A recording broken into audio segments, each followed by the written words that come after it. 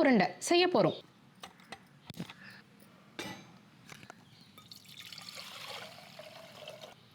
ரெண்டு வாழைக்காயை இந்த காம்பு மட்டும் கட் பண்ணிவிட்டு கொஞ்சம் பெருசாக கட் பண்ணி இது ஒரு 2 விசில் வரட்டும். 2 ஸ்பூன் எண்ணெய், 2 வெங்காயம் லைட்டாக வதங்கினாலே போதும்.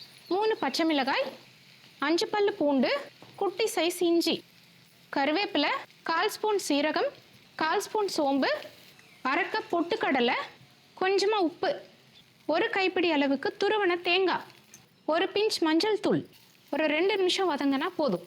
ஆறுனதும் மிக்ஸி ஜாரில் சேர்த்து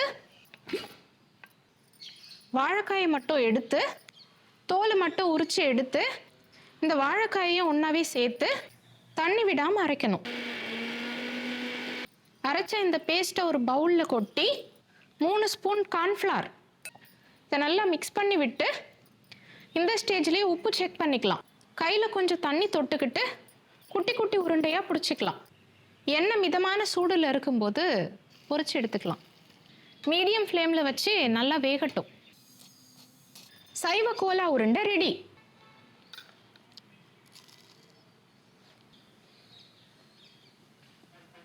பொட்டுக்கடலை, சோம்பு, தேங்காய் இந்த 3ஓட ஃப்ளேவர் ஒரு ஸ்பெஷல் டேஸ்ட்டு கொடுத்துருக்கு. செமையாக இருக்குது.